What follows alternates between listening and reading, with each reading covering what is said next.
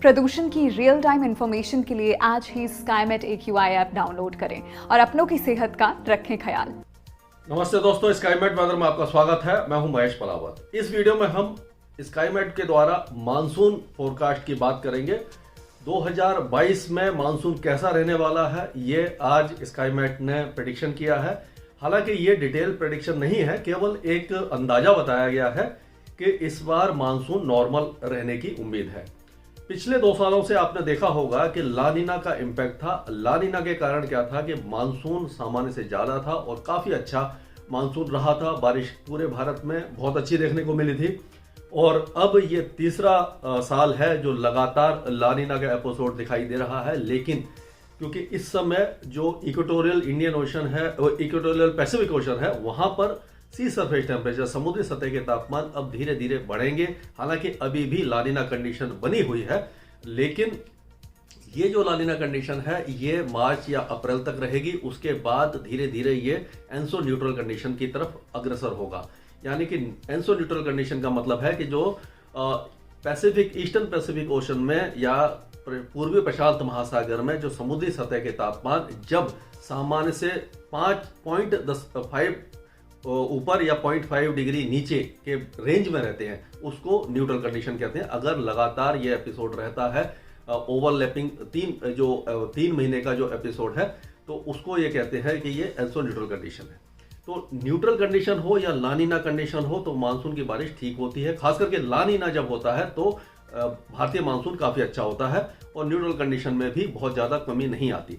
लेकिन जो जब मानसून खत्म होने लगेगा, यानी कि अगस्त के सेकेंड हाफ से अल नीनो कंडीशन बनना शुरू हो जाएगी। अल नीनो कंडीशन जो होती है जब पूर्वी प्रशांत महासागर में समुद्री सतह के तापमान बढ़ने लगते हैं।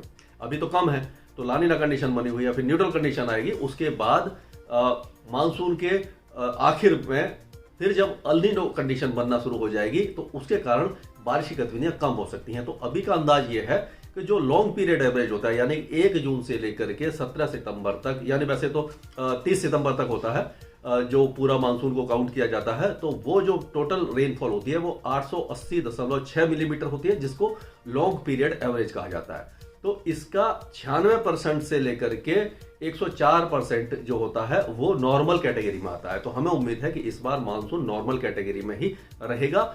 डिटेल्ड जो फोरकास्ट होगा वो हम अप्रैल में जारी करेंगे माफ कीजिएगा, अप्रैल में जारी करेंगे, क्योंकि अभी जो सारे वेदर पैरामीटर्स हैं, जो ग्लोबल पैरामीटर्स हैं, उसकी स्टडी चल रही है और सारे मॉडल्स की स्टडी चल रही है। उसके बाद जाकर के हम डिटेल फोरकास्ट दे पाएंगे। और अभी क्या होता है कि स्प्रिंग बैरियर होता है, तो उसमें जो फोरकास्ट होते हैं मॉडल्स के, वो बहुत ज़्यादा एक्यूरेट नहीं होते।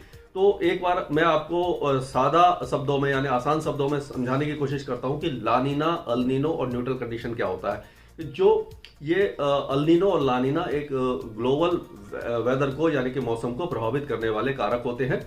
जब पूर्वी प्रशांत महासागर में समुद्री सतह के तापमान बढ़ जाते हैं तो उसको अल नीनो कंडीशन कहते हैं। तो अल नीनो कंडीशन में क्या होता है कि पूर्वी प्रशांत महासागर और उसके आसपास जब समुद्री सतह में तापमान ज्यादा होंगे तो बादल बनेंगे और उस इलाके में बारिश होती है। पेरू वगैरह में और साउथ अमेरिका में बहुत हैवी रेन होती है, फ्लडिंग रेन होती है।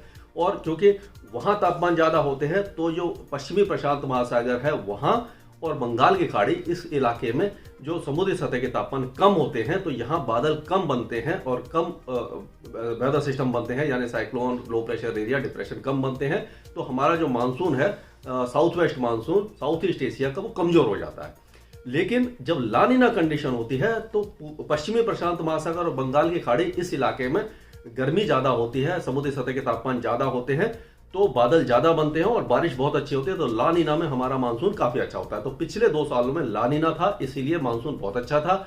अब भी लानीना चल रहा है, लेकिन धीरे धीरे ये कमजोर होता जाएगा, न्यूट्रल कंडीशन में आएगा। तो न्यूट्रल कंडीशन तक भी मानसून ठीक ठाक रहेगा। उसके बाद जब अल नीनो बनना लग जाएगा तब हो सकता है कि अगस्त के आखिर में और सितंबर में मानसून की बारिश थोड़ी सी कम हो जाए। तो कुल मिलाकर नॉर्मल मानसून रहेगा। किसान भाइयों को बहुत ज्यादा चिंता करने की आवश्यकता नहीं है। और सबसे अच्छी बात यह है कि जून और जुलाई की बारिश इस बार ठीक ठाक दिखाई दे रही है, जिससे कि फसल की जो बुवाई है वो समय पर हो पाएगी। एक दूसरा कारक है, यानी कि जो फैक्टर होता है, वो इंडियन ओशन डाइपोल होता है। उसमें क्या होता है कि इक्वेटोरियल जो वेस्टर्न इंडियन ओशन है और इक्वेटोरियल ईस्ट इंडियन ओशन है, उसमें जो तापमानों का उतार चढ़ाव होता है उसको कहते हैं। अगर नेगेटिव आयोडिक होता है, इंडियन ओशन डाइपोल नेगेटिव होता है तो मानसून को कमजोर करता है, पॉजिटिव होता है तो और ज्यादा उसको बढ़ा देता है। तो अभी तक जो अंदाजा है वो थोड़ा सा नेगेटिव की तरफ है, लेकिन बहुत ज्यादा नेगेटिव नहीं है। जो नॉर्मल कंडीशन है जो होता है उसके नीचे वाले थ्रेशोल्ड के आसपास दिखाई दे रहा है, तो बहुत ज्यादा इंपैक्ट वो नहीं करेगा, यानी कि मानसून को खराब नहीं करेगा।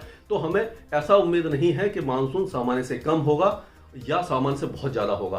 तो अभी तक का अंदाजा यही है कि नॉर्मल मानसून रहेगा, और रीजन वाइज यानी कि किस महीने में किस तरह का मानसून होगा और किस एरिया में किस तरह का मानसून होगा, इसका प्रेडिक्शन हम अप्रैल में कर पाएंगे। आप इंतजार कीजिए, हम उस अप्रैल में जो अपना फोरकास्ट देंगे उसमें आपको डिटेल जानकारी दे सकेंगे। स्काईमेट वेदर में अभी के लिए इतना ही।